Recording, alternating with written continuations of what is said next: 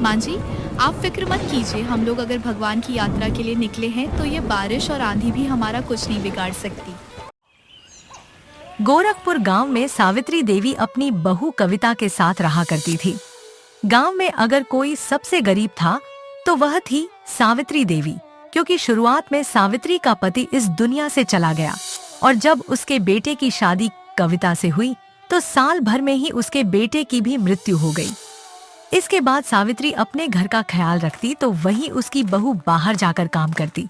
ऐसे ही एक दिन कविता जब अपने काम से वापस घर लौट रही थी तो उसे रास्ते में एक छोटा सा झुंड दिखाई देता है और उसे झुंड से एक औरत आती है और कविता के हाथों में प्रसाद देते हुए कहती है, ले बेटी, ये प्रसाद ले ले। लेकिन आंटी, यह प्रसाद किसका है? ये प्रसाद जगन्नाथ जी का है। अरे हम लोगों का छोटा सा ग्रुप जगन्नाथ भगवान की यात्रा कर अपने घर की ओर लौट रहे हैं और रास्ते में जो हमें दिखाई दे रहा है हम उसे प्रसाद दे दे रहे हैं। वैसे भी जो जगन्नाथ जी के दरबार गया है वह कभी वापस खाली हाथ लौटकर नहीं आया। आप बिल्कुल ठीक कह रही है। मुझे भी जगन्नाथ भगवान की यात्रा करनी है, परंतु गरीबी ने हमारी कमर इस तरह तोड़ रखी है कि हम लोग सपने में भी जगन्नाथ की यात्रा नहीं कर पाते। बेटी, भगवान का नाम लेते रह, वह सब अच्छा करेंगे। और हाँ, अगर उन्होंने तुम्हें बुलाया है तो तुम जरूर जाओगी, चाहे फिर तुम्हारे पास पैसे हो या ना हो। अच्छा बेटी, अब हम चलते हैं। उस औरत की बात सुनकर कविता चुपचाप प्रसाद को ले लेती है और वहाँ से अपने घर की ओर निकल पड़ती है।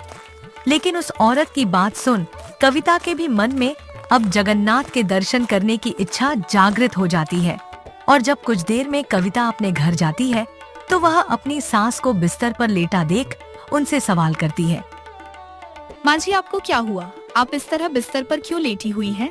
बेटा, दरअसल आज थोड़ी तबीयत ठीक नहीं है, इसलिए हिम्मत नहीं हुई उठने की। तू हाथ मुंह धो ले, थोड़ी देर में मैं उठकर खाना बना देती हूँ। नहीं माँ जी, अब जब आपकी तबीयत खराब है तो मैं आपसे घर का कोई काम नहीं करवाऊंगी। आप बस आराम कीजिए, खाना मैं बना देती हूँ। वैसे भी मैं इस घर की बहू हूँ और इस घर की बहू होने के नाते मेरा भी फर्ज है कि मैं इस घर के काम में अपना हाथ बटाऊं। इतना बोलकर कविता अपने हाथ में रखे प्रसाद को वहीं सास के सिरहाने पर रख किचन में चली जाती है और खाना बनाने लगती है। थोड़ी देर बाद जब खाना बनाकर तैयार होता है और दोनों ही सास बहू बैठकर खाना खा रहे होते हैं, तभी कविता अपनी सास को वह जगन्नाथ भगवान का प्रसाद देते हुए कहती है, माँ जी, ये प्रसाद खाओ, क्या पता ये प्रसाद खाने से आपकी तबीयत बिल्कुल ठीक हो जाए। पर बहू, यह प्रसाद है किस चीज का और किसने दिया तुझे? यह प्रसाद। सास की बात सुनकर अब कविता उसको सब कुछ बताती है, जिसे सुनकर सास भी अब उस प्रसाद को ग्रहण कर लेती है। माँ जी, मैं सोच रही हूँ कि क्यों ना हम भी जगन्नाथ जी के दर्शन करके आए। बहुत सुना है मैंने उनके बारे में, क्या पता वहाँ जाकर हमारे सारे दुख दर्द दूर हो जाए, हमारी सारी मुसीबतें जड़ से खत्म हो जाएं। लेकिन बहू, तू तो जानती है ना, जगन्नाथ जी के दर्शन करना इतना आसान नहीं। वैसे भी हमारे पास ना तो पैसा है और ना ही इतनी दूर जाने के लिए ढंग की कोई चप्पल और कपड़े। लेकिन मैंने सुना है कि जब ऊपर वाला हमें अपने दर्शन करने के लिए बुलाता है तो हम चाहकर भी खुद को रोक नहीं पाते। पता नहीं क्यों मुझे ऐसा लग रहा है कि हमें भगवान जगन्नाथ जी के दर्शन जरूर करने चाहिए। और रही पैसे और चप्पल की बात, तो भगवान का बुलावा आया है। अब जगन्नाथ जी ही जैसे तैसे हमारी नया पार लगाएंगे और सारा इंतजाम कर देंगे। लेकिन बहू, इस मौसम में जाना सही नहीं। वैसे भी सावन आ रहा है और जगन्नाथ जी की यात्रा इतनी आसान नहीं जितनी तू समझ रही है। तू जानती है, आंधी तूफान और बारिश के मौसम में कोई भी यात्रा करना संभव नहीं है। कविता अपनी सास को काफी समझती है, जिस पर सावित्री अब जगन्नाथ जी के दर्शन करने को मान जाती है। लेकिन कहीं ना कहीं सावित्री अब भी जगन्नाथ भगवान जी के दर्शन करने से हिचकी जा रही थी, क्योंकि उनकी गरीबी ने उनकी कमर इस कदर तोड़ रखी थी कि अगर वह चाह कर भी कहीं जाते तो शायद उनकी यात्रा सफल न होती, क्योंकि हर चीज में लगता है पैसा। लेकिन कहते हैं ना, जिसके मन में सच्ची भक्ति और श्रद्धा होती है वह पैसा भी नहीं देखते। अब अगले ही दिन दोनों सास बहू आने वाले 2 दिन के खाने को एक पोटली में पैक कर घर में रखे 200 रुपये को उठाकर वह लोग चल पड़ती हैं जगन्नाथ जी की यात्रा के लिए।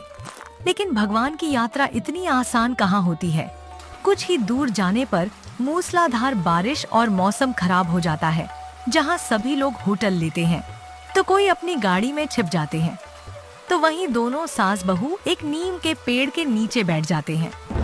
माँ जी, आप फिक्र मत कीजिए, हम लोग अगर भगवान की यात्रा के लिए निकले हैं तो ये बारिश और आंधी भी हमारा कुछ नहीं बिगाड़ सकती। हम भगवान की यात्रा जरूर करेंगे और हमारी यह यात्रा जरूर सफल होगी। उम्मीद तो बेटा यही करती हूँ कि हम लोगों की यात्रा सफल रहे, लेकिन जिस तरह आंधी तूफान और ये मूसलाधार बारिश आ रही है, मुझे लग नहीं रहा कि हमारी यात्रा सफल हो पाएगी। लोगों के पास पैसा है, गाड़ी है, इसलिए वो लोग होटल और अपनी गाड़ी में ठहर रहे हैं, लेकिन हमारे पास ना तो गाड़ी है ना ही पैसा। भगवान के घर देर है अंधेर नहीं माँ जी, और आप देखना हमारी माँ को ना तो ये आंधी रोक पाएगी और ना ही यह बारिश। दोनों सास बहू के दिल में भक्ति की भावना कुछ ज्यादा ही थी, इसलिए वह ना तो बारिश देखते और ना ही तूफान। और जब तक बारिश और तूफान थम नहीं जाता, तब तक दोनों सास बहू उस नीम के पेड़ के नीचे आराम करते। थोड़ी देर बाद कविता देखती है कि उसकी सांस अब ठंड में थर थर कांपने लगती है, जिसे देख कविता को अब कुछ समझ नहीं आता कि आखिर वो अब क्या करे। थोड़ी ही देर बाद कविता अपनी पोटली खोलती है, जिसमें से वह एक चादर निकालकर अपनी सांस को उड़ा देती है और दूसरी पोटली में रखी रोटी, प्याज और मिर्च निकालकर अपनी सांस को देते हुए कहती है, माँ जी, मैं जानती हूँ कि आपको बहुत ज्यादा ठंड लग रही है, इसीलिए मैंने आपको यह चादर ओढ़ा दी। और हाँ, यह रोटी, प्याज और मिर्च मैंने रख लिया था क्योंकि मैं जानती थी कि हमें रास्ते में भूख जरूर लगेगी। चलिए अब खाना खाते हैं। अच्छी है बेटा, सच में तू मुझे बहू के रूप में बेटी मिली है, वरना आजकल के जमाने में एक बहू अपनी सास का इतना ख्याल नहीं रखती जितना तू रखती है। कोई भी बहू अपनी सास के लिए इतना नहीं करती जितना तू मेरे लिए कर रही है। मैं तुझे पाकर बहुत खुश हूँ। सास की बात सुनकर अब कविता अपनी सांस को गले से लगा लेती है।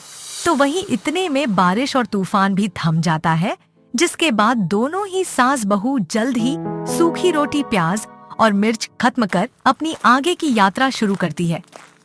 थोड़ी दूर चलने पर उन्हें एक बूढ़ी औरत नजर आती है, जो एक रोड किनारे बैठकर खाना मांग रही थी।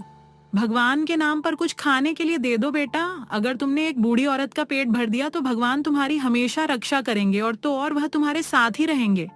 बूढ़ी अम्मा को इस तरह खाना मांगता देख कहीं ना कहीं सावित्री और कविता का दिल पिघल जाता है, और उनके पास जो खाना रखा हुआ था वह बिना सोचे समझे वो खाना बूढ़ी अम्मा के हवाले सौंप देते हैं। अम्मा, इस खाना की जरूरत हमसे ज्यादा आपको है, इसलिए हमारा ये खाना आप रख लीजिए। हाँ अम्मा, माना कि ये ज्यादा नहीं है, परंतु इतना है कि आपका 2 समय पेट भर जाएगा। बेटा, अगर तुम यह खाना मुझे दे दोगी तो तुम क्या खाओगी? तुम्हारे लिए तो कुछ नहीं बचेगा। कोई बात नहीं अम्मा, जिसका कोई नहीं होता उसका खुद भगवान होता है, इसीलिए हमारी चिंता मत कीजिए। इस खाने की सबसे ज्यादा जरूरत आपको है। कविता की बात सुनकर वह बूढ़ी अम्मा कविता और सावित्री की शक्ल देख मुस्कुराती है। इसके बाद दोनों ही सास बहू अब अपनी यात्रा के लिए आगे निकल पड़ती हैं। थोड़ी दूर चलने के बाद एक बार फिर तेज हवाएं चलने लगती हैं। उस हवा को देख अब सावित्री हिम्मत हार जाती है, लेकिन कविता हिम्मत नहीं हारती और वह अपनी सास को हिम्मत देते हुए यात्रा करने के लिए कहती है।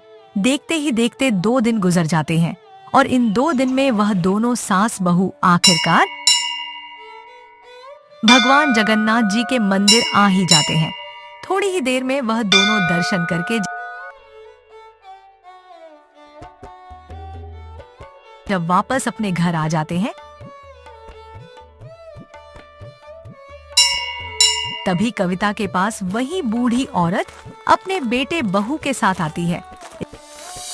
अरे अम्मा, आपको हमारा घर कैसे पता चला? बेटा, तूने ही कहा था कि जिसका कोई नहीं होता उसका भगवान होता है।